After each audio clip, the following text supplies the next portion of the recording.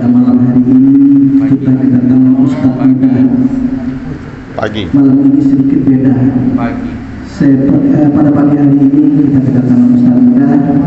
Ada sedikit perbedaan. Saya juga ingin memperkenalkan Ustaz Haikal Ramadan Al-Hafiz. Ini merupakan lulusan Pondok Pesantren Langkan dan merupakan salah satu santri terbaik lulusan tahun 2018. Dan insya Allah, alhamdulillah beliau ini sudah mengisi beberapa pengajian di wilayah Banten dan juga berceramah melalui konten YouTube atas nama beliau. Dan pada malam hari ini beliau akan mengisi tausiah subuh untuk kita semua. Untuk mempersingkat waktu, mari kita membuka acara ini dengan membaca basmalah. Bismillahirrahmanirrahim. Pada yang Ustaz Haikal, kami persilakan.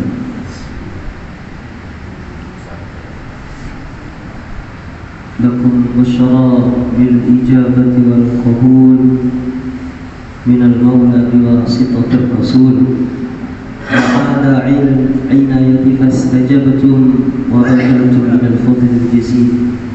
أحييكم بالتحية الإسلام، تحية أهل الجنة وتحيتهم فيها سلام، ألا وهي السلام. السلام عليكم ورحمة الله وبركاته. وعليكم السلام ورحمة الله وبركاته. إن الحمد لله نحمده ونستعينه ونستهديه ونستغفره ونعوذ بالله من شرور أنفسنا ومن سيئات أعمالنا. من يهده الله فلا مضل له ومن يضلله فلا هادي له. يعز من تشاء يذل من تشاء بيدك الخير إنك على كل شيء قدير. وقال النبي صلى الله عليه وسلم من سلم المسلمون من لسانه ويده. وقال أيضا من فرح بدخول رمضان أحبط الله على النيران، أحبط الله جسده على النيران. صدق الله العظيم وصدق رسوله النبي الكريم ونحن على ذلك من الشاهدين والشاكرين. أحبائي الكرام, sebelumnya yang saya hormati kepada Ketua Pengurus Masjid Taqwa, Masjid Taqwa, dan yang saya hormati pada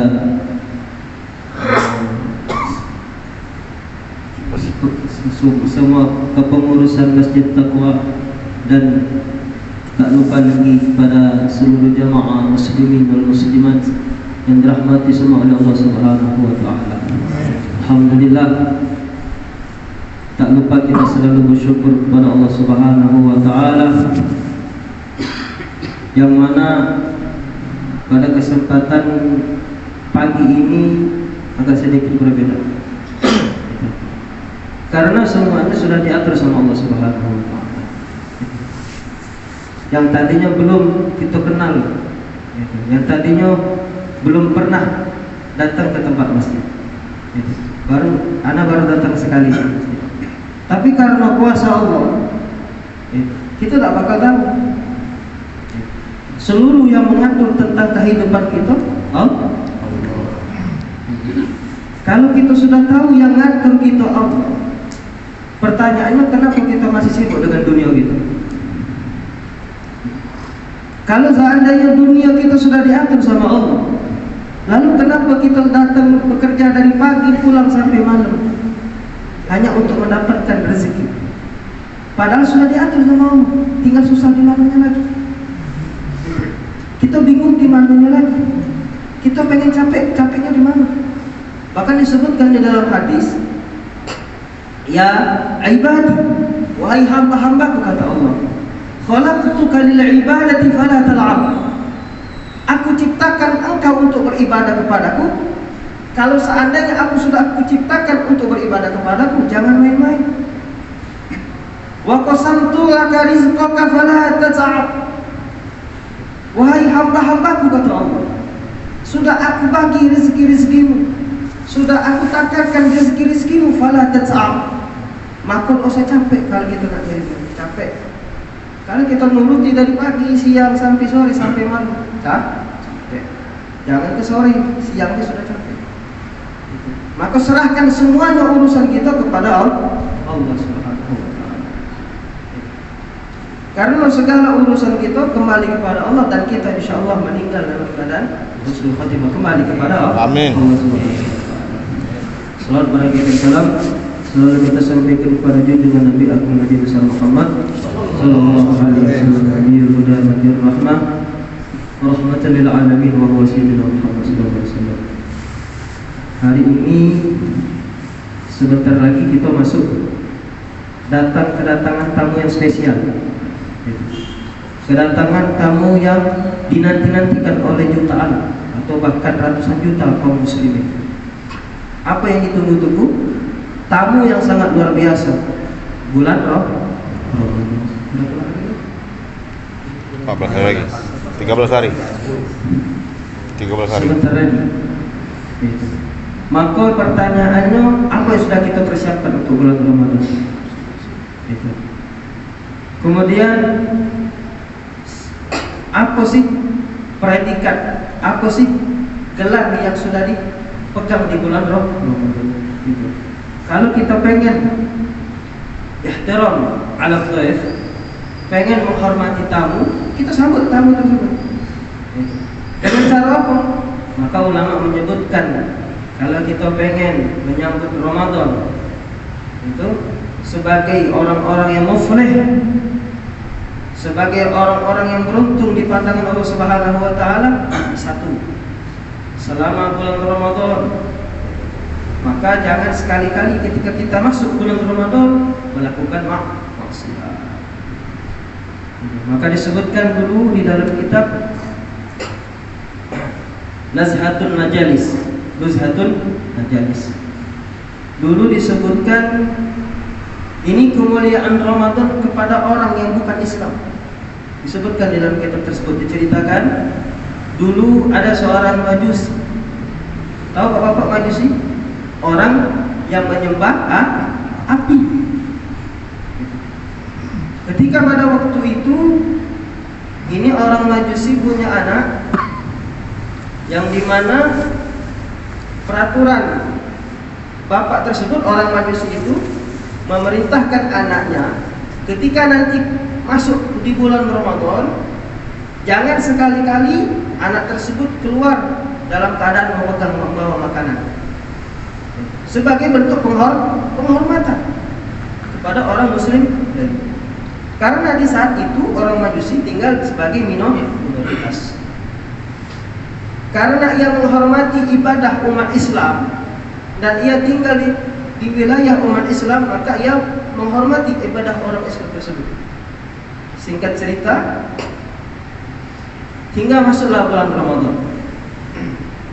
Ketika masuk bulan Ramadan, akhirnya anak ini melanggar peraturan yang sudah dibuat sama ayahnya.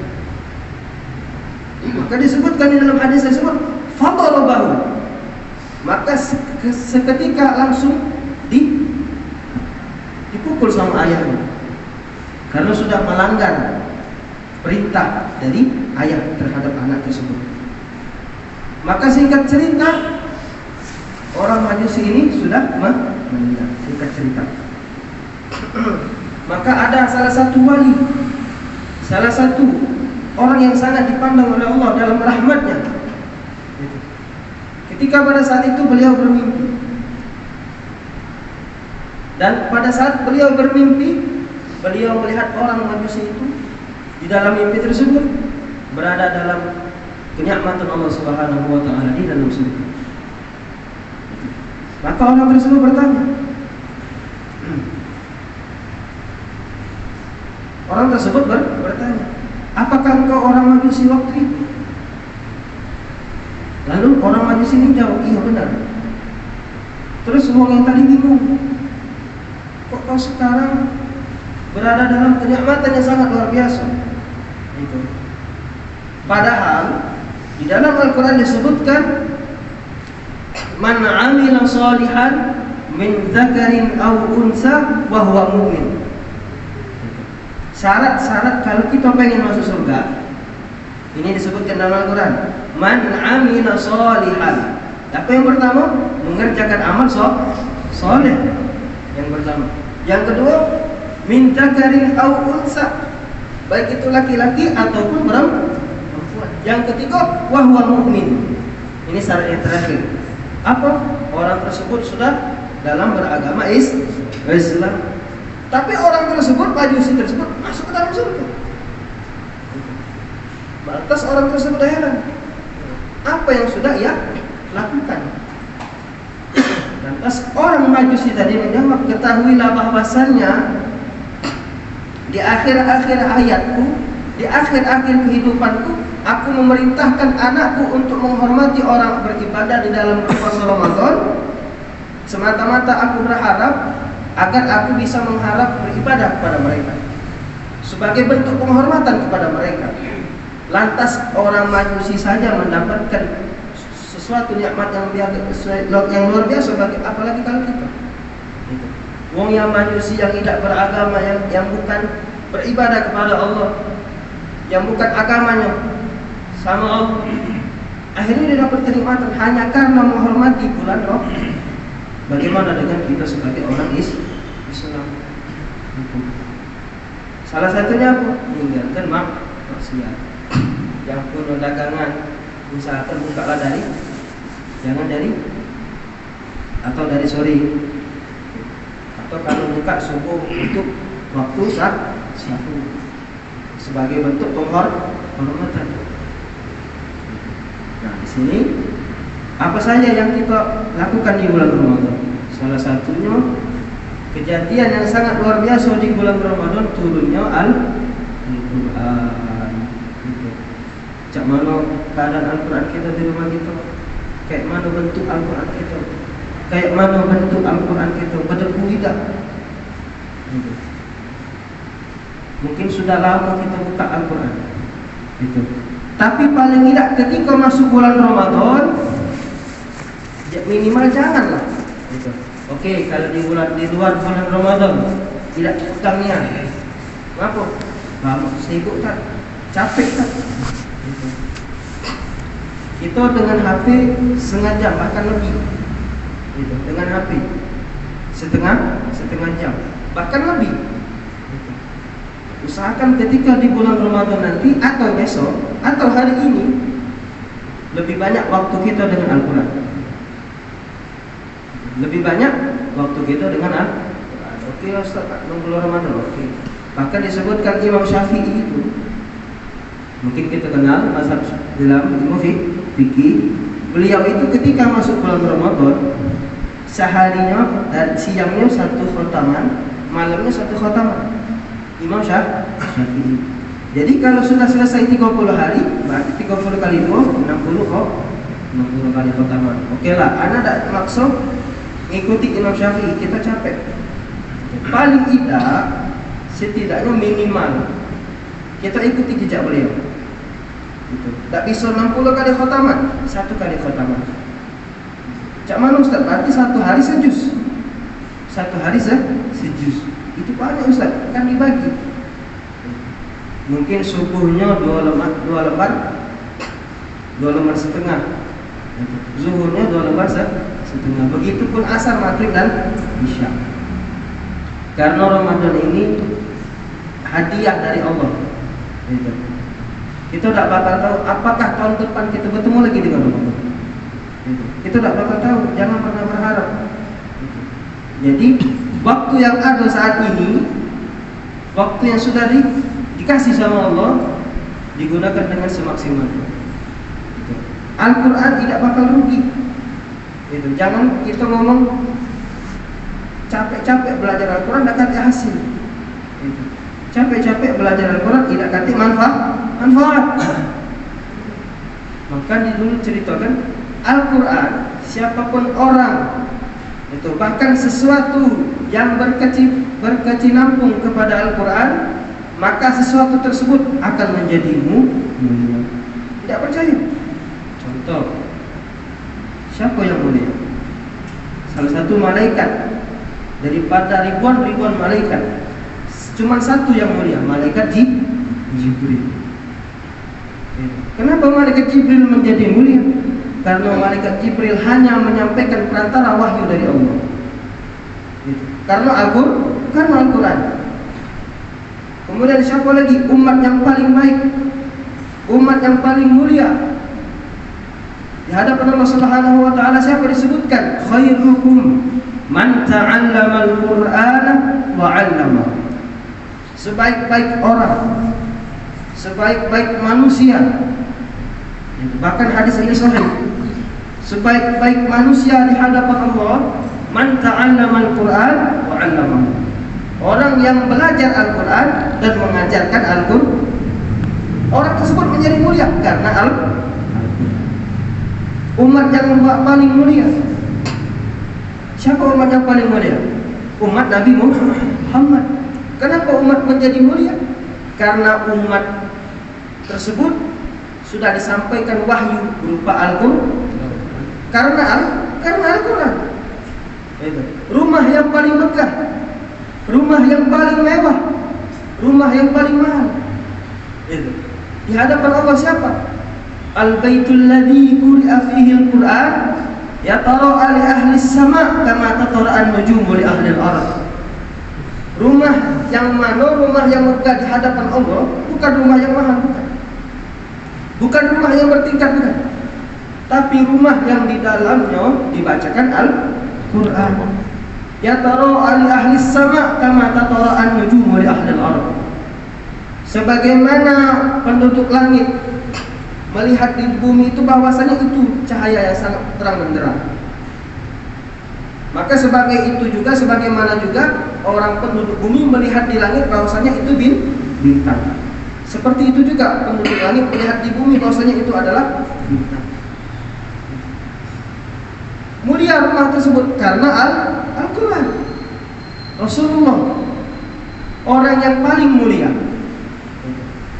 orang yang paling diwahyukan kepada Allah berupa Al-Quran, bukan karena Al-Quran, memang karena Rasulullah. Maka jangan merugi waktu yang sudah Allah kasih di saat yang luar biasa ini. Maka gunakan waktu tersebut untuk mentadabburi Al-Quran. Bahkan bulan Ramadan pun menjadi mulia. Bulannya menjadi mulia. Karena kenapa? Inna anzalnahu fi lailatul qadar. Karena di bulan Ramadan diturunkan Al-Quran. Bahkan malamnya pun juga jadi mulia. Jadi kurang apa lagi? Itu. Jadi kalau pengen hati kita yang bersih, hati kita yang mulia, isi dengan Al-Quran. Kalau pengen mata kita bersih, kalau pengen mata kita mulia di hadapan Allah, lihat Al-Quran.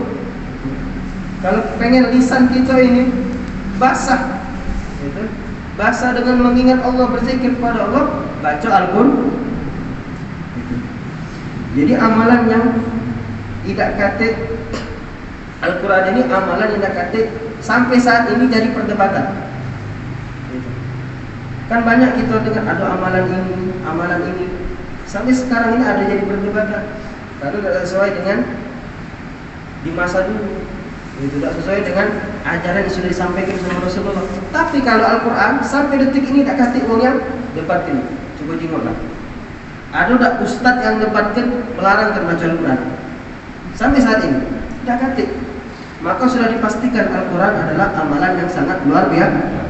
Sudah usah diragukan lagi, Pak. Kita sudah hafal malah. Dalikal kitabu la raiba fihi. Sudah hafal tapi tidak tahu arti. Sayangnya kita di situ. Itu. Jadi kalau belajar sempat-sempatkan diri kita belajar dengan arti. Tidak kata raguan lagi di dalam Al-Quran tersebut. Maka kalau pengen keluarga kita keluarga yang sakinah, pengen keluarga kita menjadi mawaddah warahmah, maka penuhi keluarga kita dengan bacaan Al-Quran. Itu. Anak kita patah, susah, baca Al-Quran, baca Al-Quran. Jadi seluruh kehidupan kita ini hidupkanlah dengan Al-Quran. Karena kita menjadi umatnya sudah disampaikan, sudah dikasih hadiah sama Allah, sudah disampaikan pesan dari Allah. Maka pertanyaannya, apakah kita sudah menerima sampai tersebut? Apakah kita sudah menerima surat tersebut? Sebagaimana ketika kita datang, misalnya ada yang haji, labbaik Allahumma labbaik. Ketika kita datang umrah ataupun haji, maka jawab panggilan tersebut dengan melakukan amalan. Amalan salah satunya membaca Al-Quran minimal dalam satu hari, di luar bulan Ramadan 1 halaman minimal. Jadi ulama kita sudah membagi. Adapun misalnya tata caranya Ustaz, cak mana Ustaz? Kalau kita misalnya buat 1 hari 1 juz, tapi kita ini tidak mahir.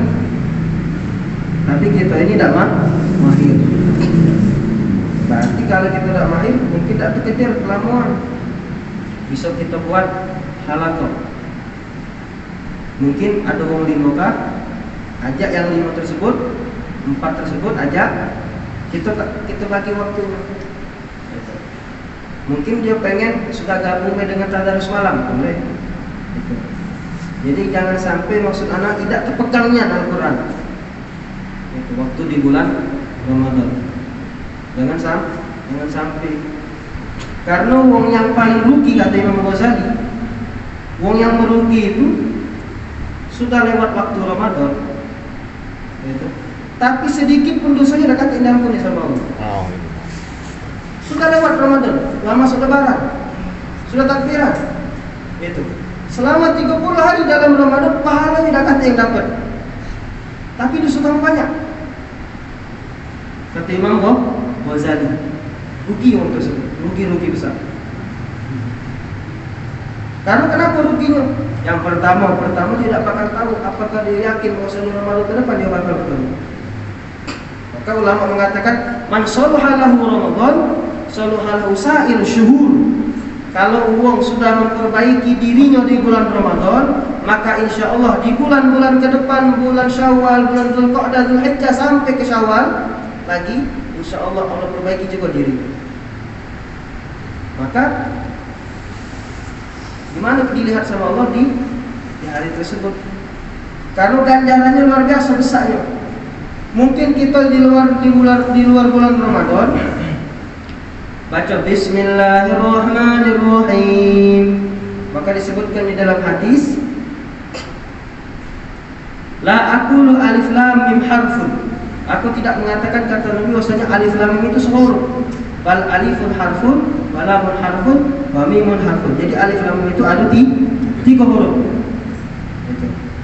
Kemudian disebutkan lagi, man qara'a harfan min kitabillah falahu hasanah.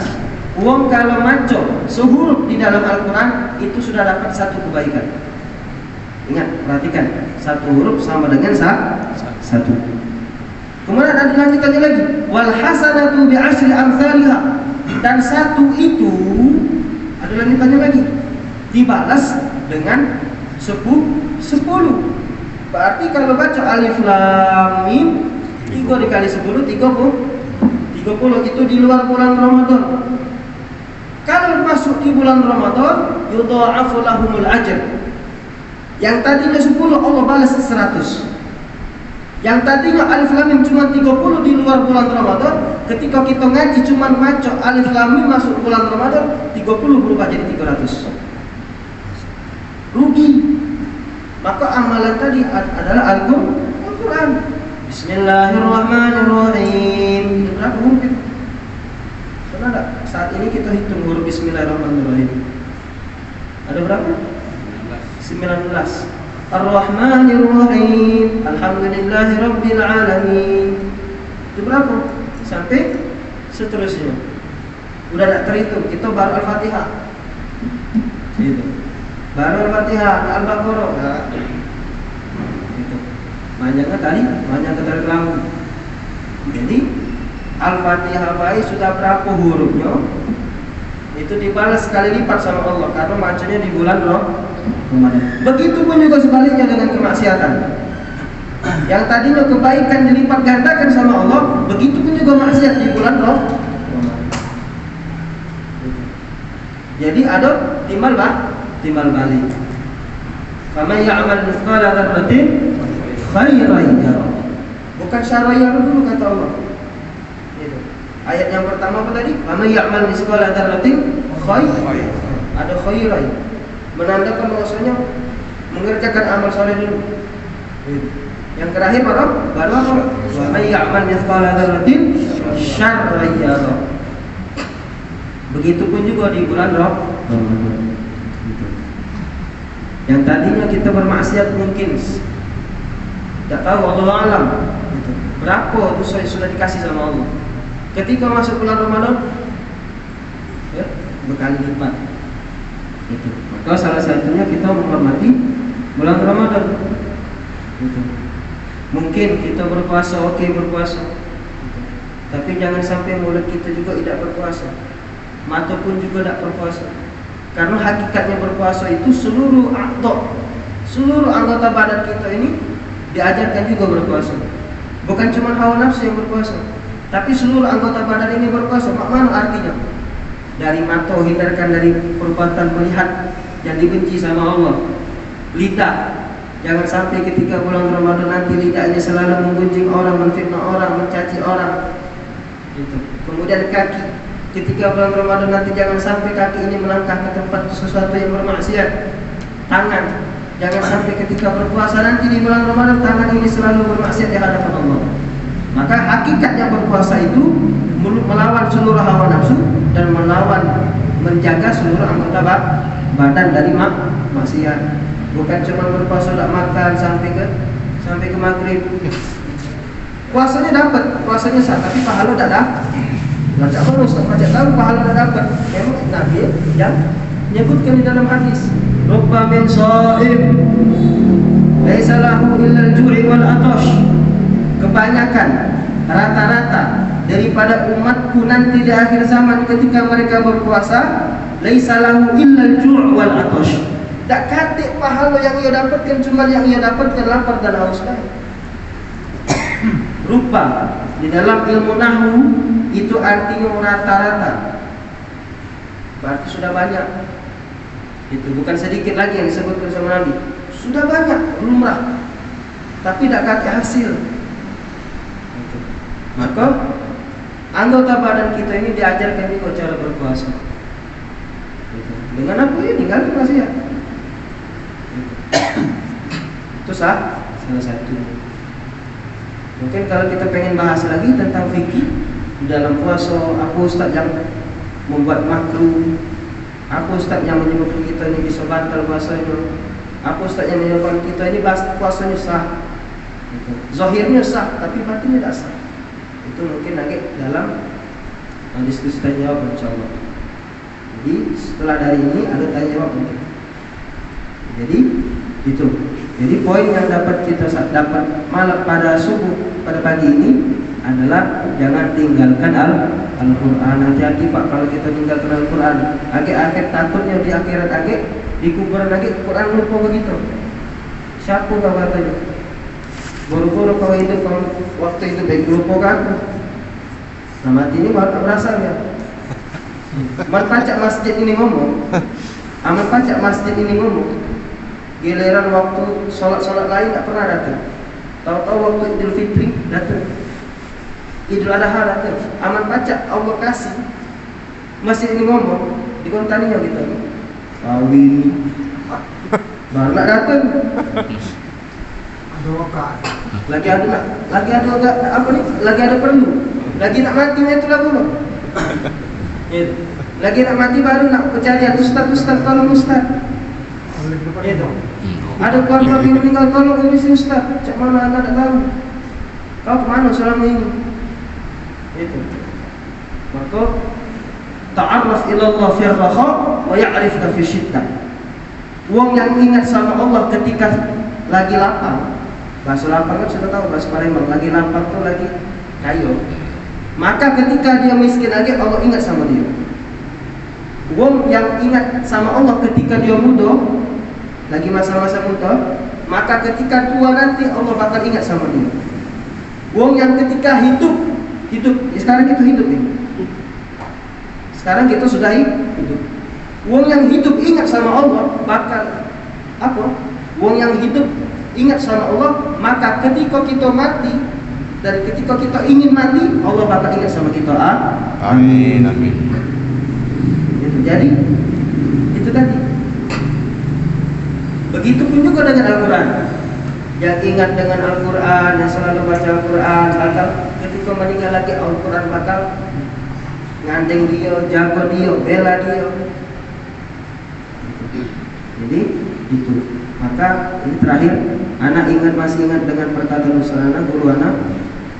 Pesannya memang sedikit, tapi bisa menyentuh, nampar kita. Apa pesannya? Jangan pernah mati-matian sesuatu yang tidak bisa dibawa mati. Jangan pernah mati-matian mengejar sesuatu yang tidak bisa dibawa mati. Anak ulangi pesannya. Jangan pernah mati-matian mengejar sesuatu yang tidak bisa dibawa mati. Pahamkan maksudnya Pak? Jadi intinya jangan pernah kita mengejarkan. Jangan pernah mati-matian mengejar sesuatu yang tidak bisa dibawa mati. Harta, apa? Rizki. Rizki itu luas jabarannya. Yang bersifat materi, mobil, rumah, tanah yang berhektar. Nah, insya Allah kita sampai sini. Mungkin ada Allah yang menjumai sedikit banyaknya kita dapat ilmu. Anak juga dapat ilmu, dan di sini kita bukan saling guru, bukan belajar kita sama-sama Pak kita.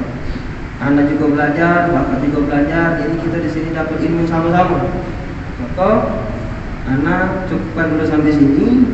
Mungkin bila Allah takdirkan kita untuk bertemu kembali, insya Allah di bulan di pertanyaan selanjutnya kita dapat berkumpul kembali dalam keadaan sehat walafiat, insya Allah. Hadanallahu wa iyyakum ajma'in ihdinas siratal mustaqim. Wallahu muwaffiq ila aqwamit thoriq. Billahi hidayah wa taufiq. Wassalamualaikum warahmatullahi wabarakatuh.